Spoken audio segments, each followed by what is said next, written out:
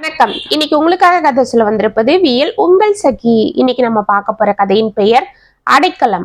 கதைக்குள்ள போலாமா? முருகா, ஒரு வடை வைப்பா.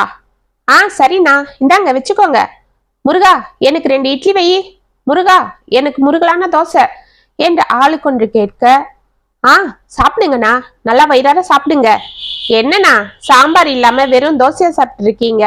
நல்லா தாராளமா சாம்பார் ஊத்தி ஊற வச்சு சாப்பிடுங்க என்று கேட்டு கேட்டு அன்போடு அனைவருக்கும் பரிமாறிக்கொண்டிருந்தான் அந்த கடை ஓனர் முருகன். சிவநேசன் பார்க் அருகில் இருக்கும் முருகன் இட்லி கடை என்றால் இந்த ஏரியாவில் மிகவும் பிரபலம். அந்த கடை உரிமையாளர் முருகன் பார்க் அருகில் ஒரு தள்ளுவண்டியில் டிஃபன் கடை வைத்து வியாபாரம் செய்து கொண்டிருக்க, அந்த கடையில் பெரிய பணக்காரர் முதல் அன்றாடம் கூலி வேலை செய்யும் ஆட்கள் வரை வாடிக்கையாளராக இருந்தனர். நல்ல ருசி, சுத்தமான உணவு, விலை குறைவான தரமான சாப்பாடு என்பதால் அனைவரும் அங்கு விரும்பி வந்து சாப்பிட்டு கொண்டிருந்தனர்.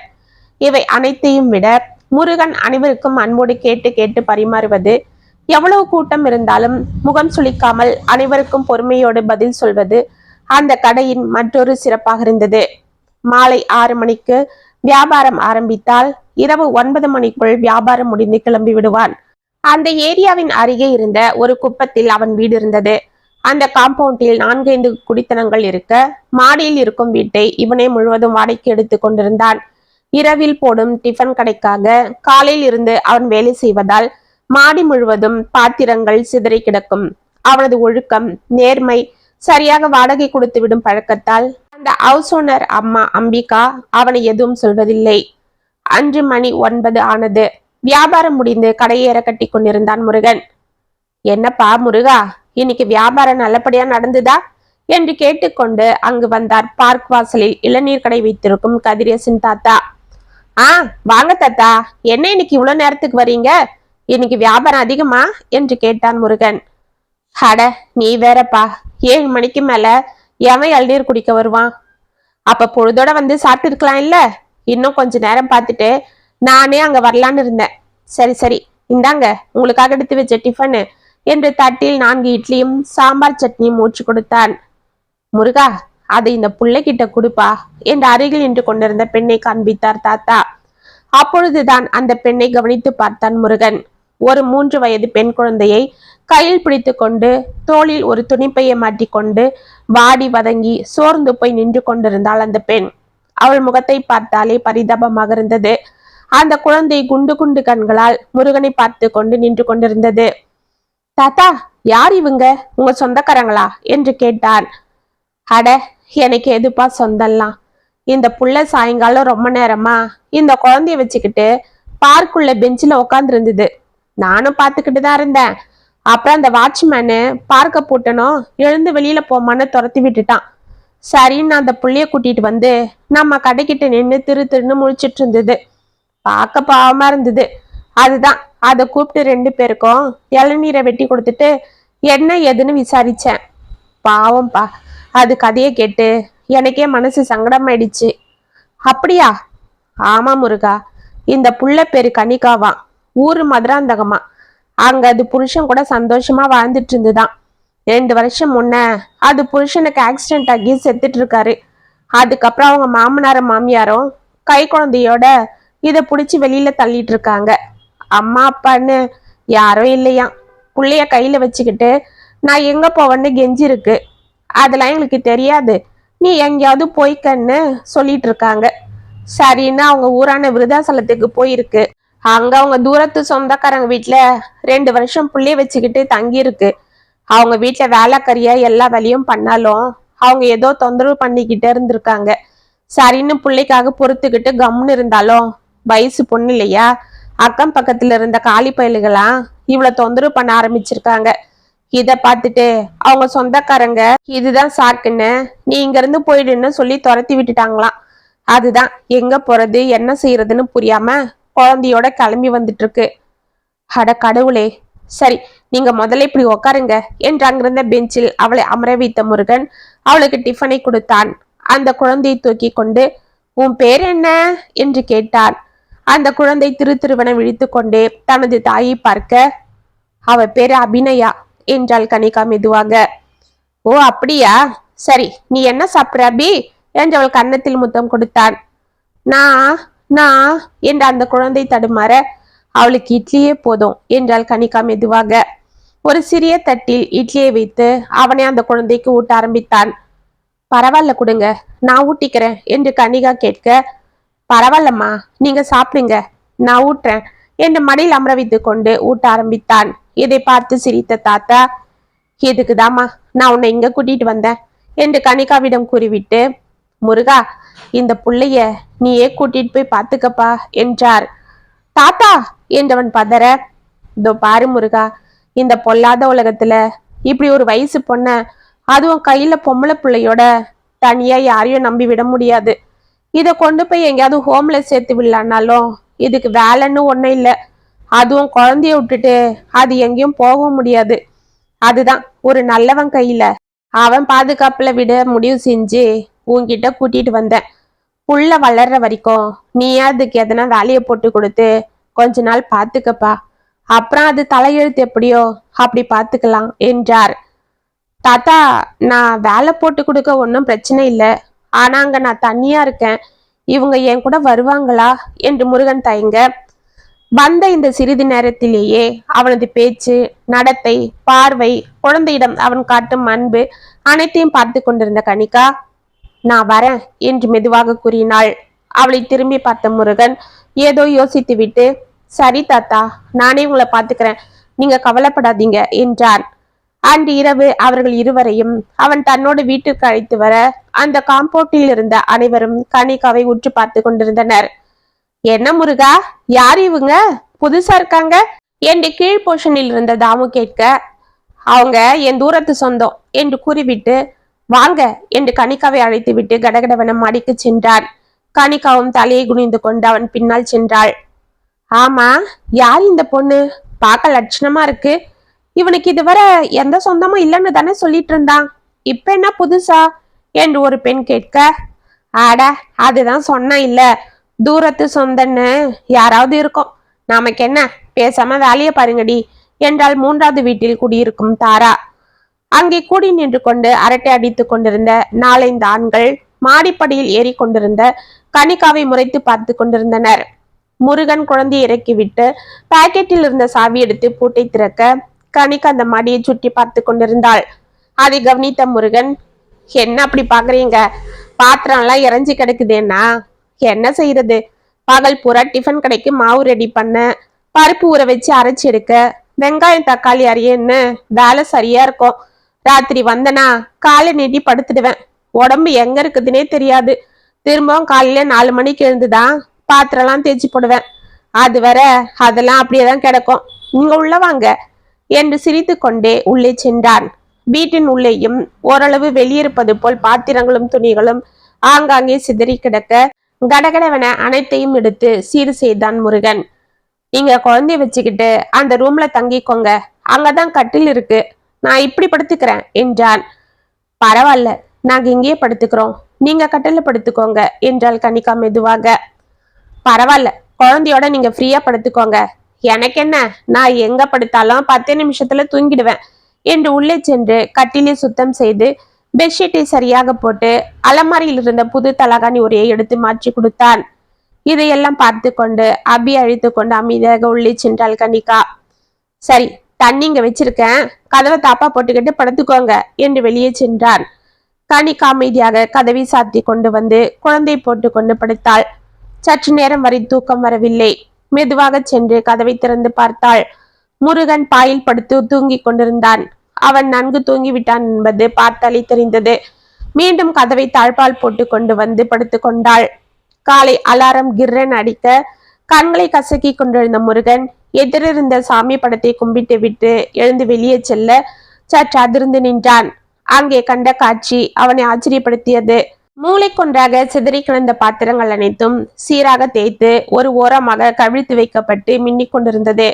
கொடியில் அழகாக துணிகள் ஒரே சீராக காய வைக்கப்பட்டிருந்தது. மாடி முழுவதும் பெருக்கி கழுவி தள்ளப்பட்டு சுத்தமாக இருந்தது. வாசலில் கோலம் போடப்பட்டிருந்தது. உள்ளிருந்து காப்பி வாசனை மூக்கை துளைக்க டக்கன உள்ளே சென்று கிச்சனை எட்டி பார்த்தான். அங்கே கனிகா சுத்தமாக குளித்து முடித்து காஃபி கலந்து கொண்டிருந்தாள். அவனை பார்த்ததும், வாங்க, இந்தாங்க காஃபி என்று காப்பியை நீட்டினாள். அதை வாங்கி கொண்ட முருகன், நீங்க பிழந்தீங்க, எதுக்காக இந்த வேலைலாம் நீங்க என்று தடுமாறினான். பரவாயில்ல, எனக்கு எப்படியும் நீங்க வேலை கொடுக்குறேன்னு சொன்னீங்க, அது இன்னையிலிருந்தே ஆரம்பிச்சலான்னு தான் என்று மெல்லிதாக சிரித்தாள். கனிகா, நான் ஏதோ தாத்தாக்காக அப்படி சொன்னேன். ஆனா இது ரொம்ப கஷ்டமான வேலை, உங்களால எல்லாம் செய்ய முடியாது. நீங்க குழந்தைய பார்த்துட்டு இருங்க, நானே எல்லாம் பார்த்துக்கிறேன். பரவாயில்லைங்க, சும்மா உட்காந்து சாப்பிட என் மனசு இடம் கொடுக்காது. சின்ன வயசுல இருந்து இது உழைச்ச கட்ட, சோம்பேறித்தனமா இருக்கு தெரியாது என்றாள். அவளை ஆச்சரியமாக பார்த்த முருகனின் மனதில் ஏதேதோ நினைவுகள் வர, சரி உங்க இஷ்டம், ஆனா நாளிலிருந்து நீங்க தனியாலாம் இவ்வளவு வேலை செய்ய வேண்டாம், நானும் கூட வந்து செய்கிறேன். நான் வர்ற வரைக்கும் பொறுமையா இருங்க என்று சிரித்துவிட்டு காப்பி எடுத்து கொண்டு உள்ளே சென்று குழந்தையை பார்த்தான்.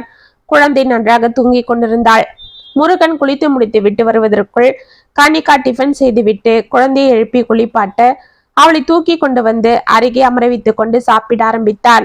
இருவருக்கும் கனிகா டிஃபன் பரிமாற குழந்தை கூட்டி விட்டு அவனும் சாப்பிடுவதை பார்த்து சிரித்து கொண்டிருந்தாள்.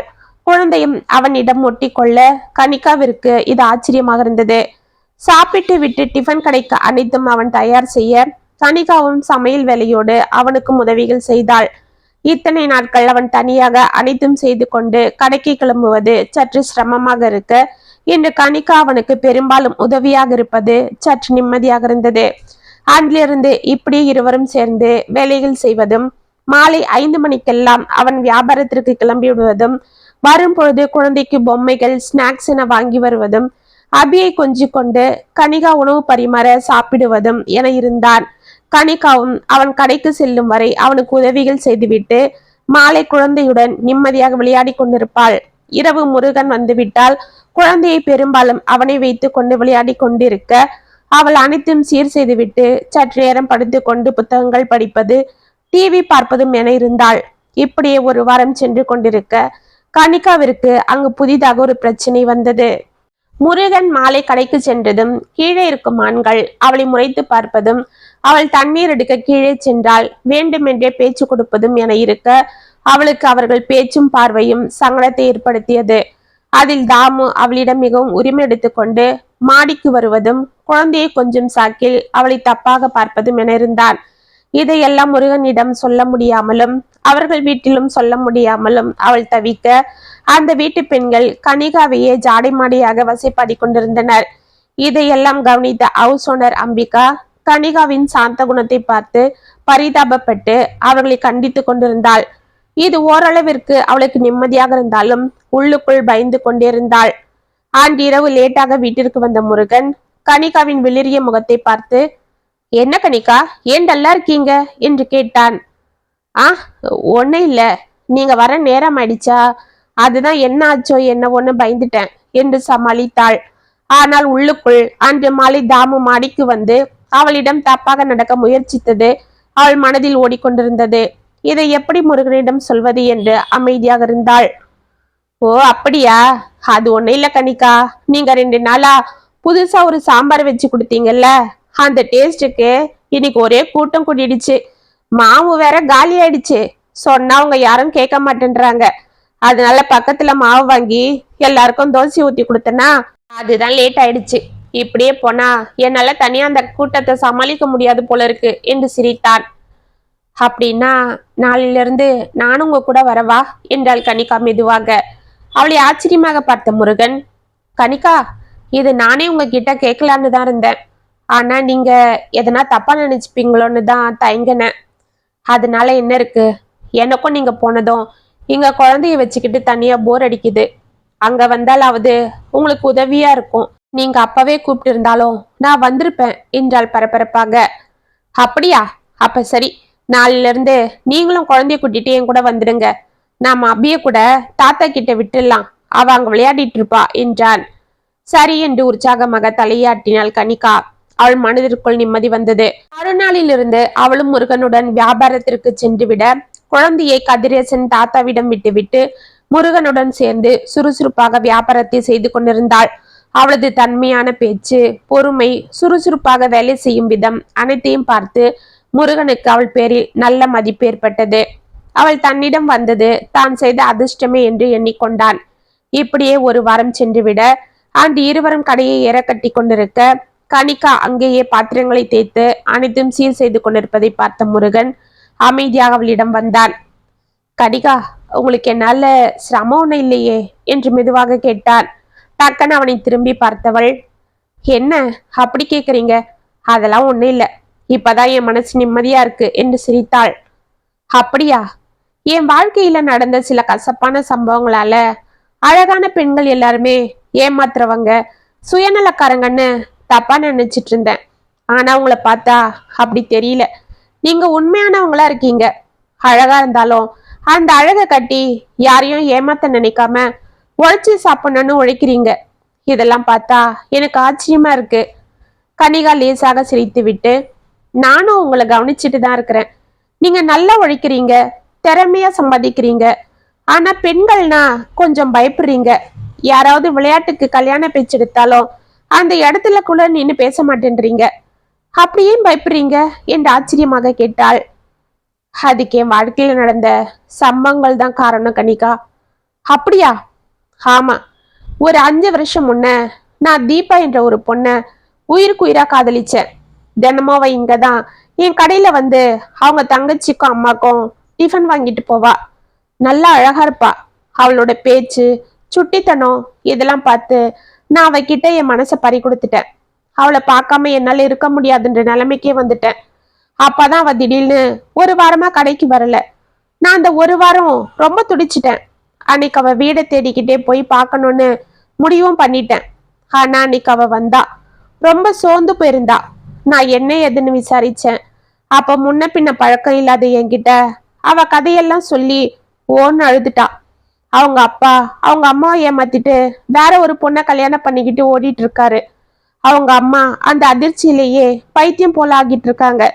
வயசுக்கு வந்த தங்கச்சி வேற இருக்கா. அவங்க அம்மாக்கு வைத்தியம் பார்க்கணும், தங்கச்சிய படிக்க வைக்கணும். இப்படி எல்லா பொறுப்பும் இவ தலையிலேயே விழுந்துட்டு இருக்கு. அதனால தன்னோட காலேஜ் படிப்பை பாதியில் நிறுத்திட்டு வேலைக்காக அலைஞ்சிட்டு இருந்திருக்கா. அதனால தான் அவளால ராத்திரியில சமைக்க முடியாம கடையில வாங்கிட்டு போய் அவங்க தங்கச்சிக்கும் அம்மாக்கும் கொடுப்பாளாம். அவ பெரும்பாலும் பட்னியாவே இருந்துப்பாளாம். இதெல்லாம் கேட்டு நான் ரொம்ப பரிதாபப்பட்டு அவளுக்கு ஆறுதல் சொன்னேன். அதனால அவ ரொம்ப என்கிட்ட பாசத்தை காட்ட ஆரம்பிச்சா. நாளாவட்டத்துல எங்க நட்பு காதலா மாறிடுச்சு. நான் அவளுக்கு நிறைய உதவி செய்ய ஆரம்பிச்சேன். அவளை முழுசா என் மனைவியாவே நினைக்க ஆரம்பிச்சிட்டேன். இனிமே நீ வேலைக்கெல்லாம் போக வேண்டாம், படி, நான் உன் குடும்பத்தை பாத்துக்கிறேன்னு சொன்னேன். அவளும் திரும்பவும் காலேஜில் சேர்ந்து படிக்க ஆரம்பிச்சா. அவங்க சாப்பாடு செலவு, அவங்க அம்மாக்கு வைத்திய செலவு, அவ தங்கச்சிக்கு ஸ்கூல் ஃபீஸு, இவளுக்கு காலேஜ் செலவுன்னு எல்லாமே நானே பொறுப்பேற்றுக்கிட்டு பார்த்துக்கிட்டேன். அவளுக்கு புது செல்போனை வாங்கி கொடுத்தேன். அவளும் இதனாலெல்லாம் என்கிட்ட ரொம்ப பாசமா இருப்பா. தினமும் என்னை வந்து பார்த்துட்டு தான் போவா.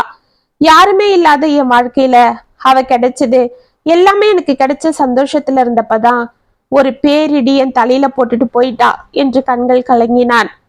ஏ, என்னாச்சு என்று கனிகா மெதுவாக கேட்க, அவ என்கிட்ட மட்டும்தான் பாசமா இருக்கா, நான் தான் அவளுக்கு எல்லாமுமா இருக்கான்னு நினைச்சுக்கிட்டு இருந்தேன். ஆனா அவ என்னை இத்தனை நாளா முட்டாளாக்கிட்டு இருக்கான்னு அப்புறம் தான் தெரிஞ்சுது. என் கடையில தினமும் ஒரு ஆளு வந்து டிஃபன் சாப்பிடுவாரு. அவர் வேலை விஷயமா 6 மாசமா இங்கதான் பக்கத்துல ரூம் எடுத்து தங்கியிருந்தாரு. ராத்திரியில இங்கதான் வந்து சாப்பிடுவாரு. அவரு வர்ற சமயம் கரெக்டா இவளும் என்னை பார்க்க வருவா. ஆனா இதெல்லாம் நான் ஏதோ எதேச்சியா நடக்குதுன்னு இருந்தேன். ஆனா என் கண்ணுல மண்ணை தூவிட்டு அந்த ஆளு கூட அவ பழக்கம் ஏற்படுத்திட்டு இருக்கா. அந்த ஆளு தன்னோட பணத்தை காட்டி அவளை மயக்கிட்டு இருக்கான். அவன்கிட்ட பழக்கம் ஏற்பட்டதும் என்கிட்ட இருந்து கொஞ்சம் கொஞ்சமா விலக ஆரம்பிச்சிட்டா. இது தெரியாம நான் அவளை ஏன் என்கிட்ட முன்ன போல பேச மாட்டேன்ற, பழக மாட்டேன்றன்னு கேட்டுட்டு இருந்தேன். இது அவளுக்கு தொந்தரவா போயிடுச்சு. என்கிட்ட வேணும்னே சண்டை போட்டுக்கிட்டு பேசாம இருக்க ஆரம்பிச்சா. இப்படி ஒரு வாட்டி அவ என்கிட்ட 1 மாசமா பேசல. இதுக்கும் மேல என்னால தங்க முடியாம நான் அவளை பார்க்க போனேன். அப்பதான் அவங்க தங்கச்சி நாளைக்கு அவளுக்கு கல்யாணம் நடக்க போது, செங்கல்பட்டு கிட்ட ஒரு கோவில்ல நாளைக்கு அவளுக்கு அந்த ஆள் கூட கல்யாணம்னு சொன்னா. நான் இதை கேட்டு இடிஞ்சு போயிட்டேன்.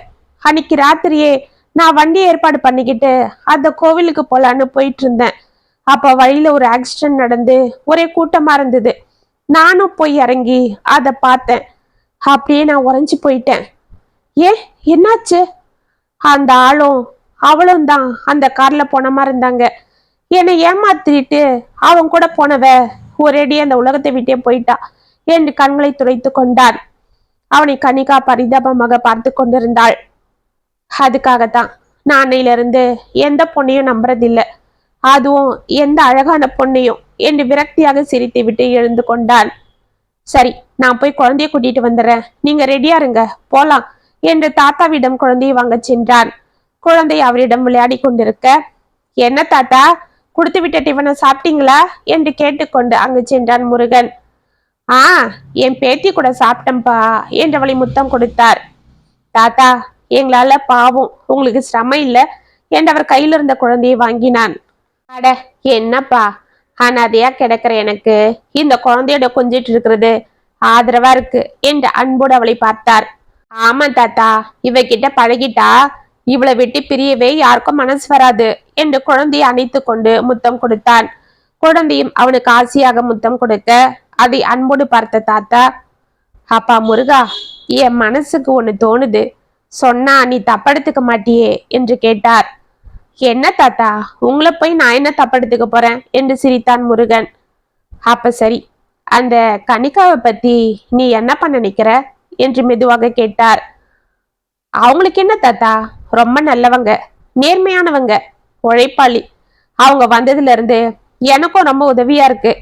அதோட இந்த குட்டி ராணி என் அன்பால் ஆட்சி செய்யறா, இவளை பார்க்காம என்னால இருக்கவே முடியல என்று அவளுக்கு முத்தம் கொடுத்தான்.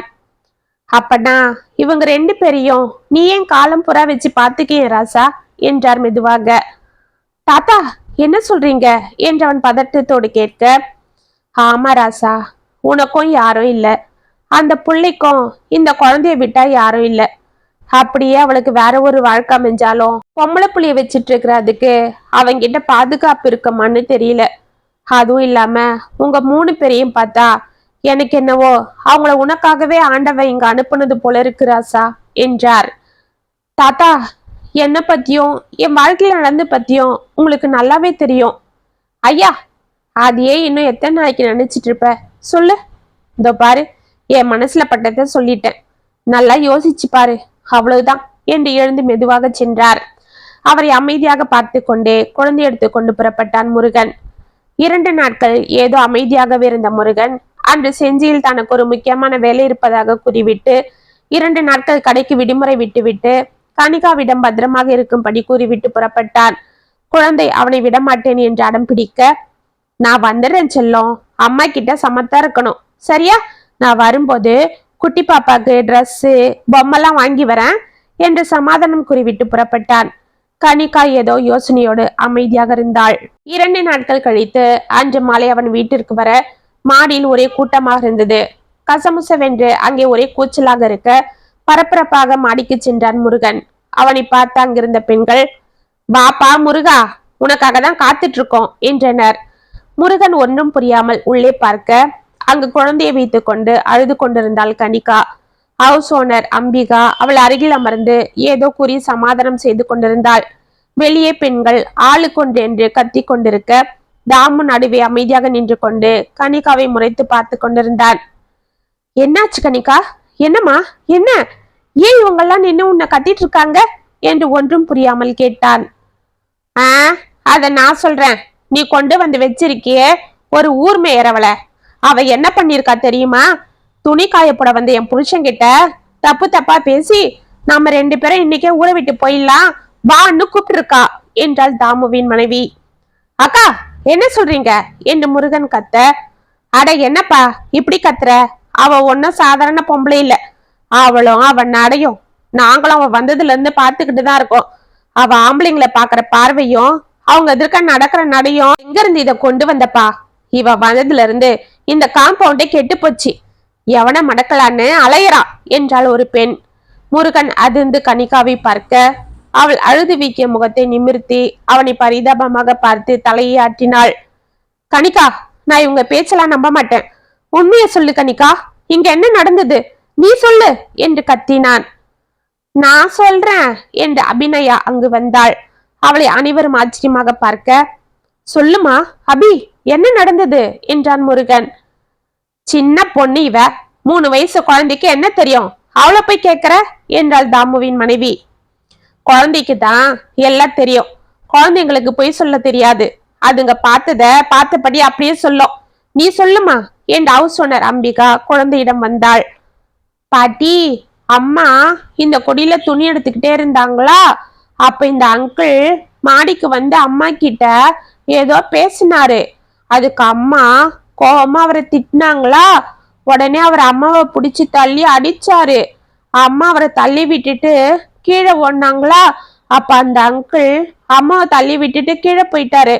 அப்புறம் இந்த ஆன்டி எல்லாம் வந்து அம்மாவை திட்ட ஆரம்பிச்சிட்டாங்க என்றாள்.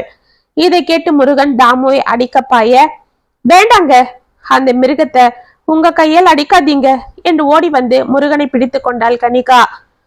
கனிகா, என்னம்மா இது, நாங்க இவ்வளவு நேரம் கேட்டுட்டு இருந்தப்ப ஏம்மா இந்த நாயை பத்தி எதுவும் சொல்லாம அமைதியா அழுதுட்டு இருந்த? நீ அப்பவே சொல்லியிருந்தா நானே அவனை பொழந்திருப்பனே என்றாள் அம்பிகா.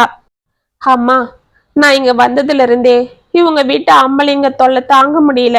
என்ன தப்பா பாக்குறதும், குழந்தைய கொஞ்சர சாக்குல என்கிட்ட தப்பா நடந்துக்க முயற்சி பண்ணதும் இருந்தாங்க. இதெல்லாம் அவங்க பொண்டாட்டிங்களுக்கே நல்லா தெரியும்.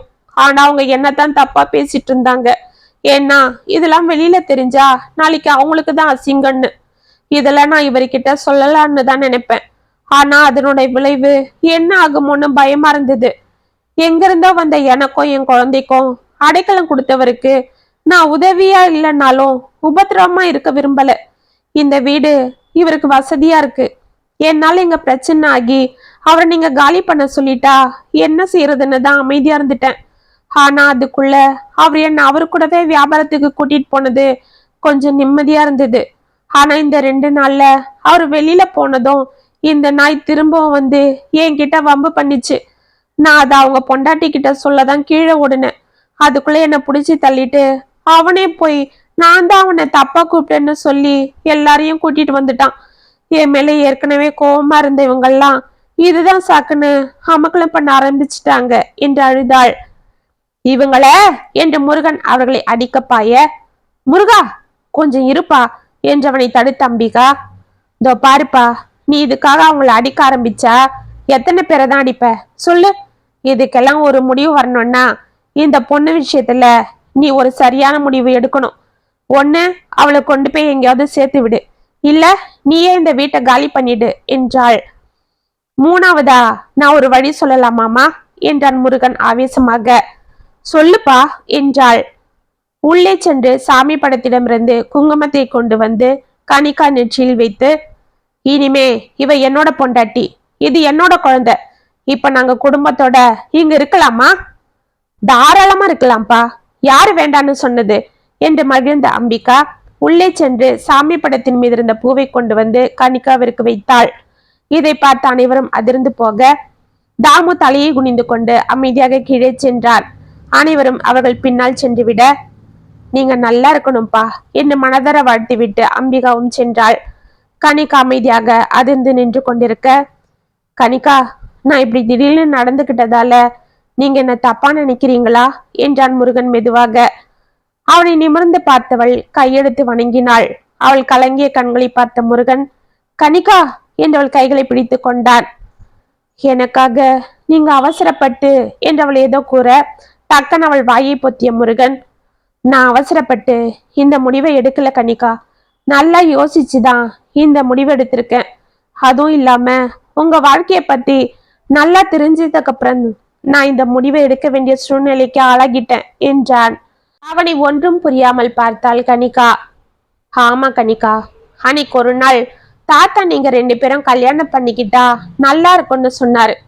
அதுவரை நான் அந்த எண்ணத்தோட இல்லைன்னாலும் அதுக்கப்புறம் நீங்க என் வாழ்க்கை துணையா வந்தா நல்லா இருக்குமேன்னு யோசிக்க ஆரம்பிச்சேன்.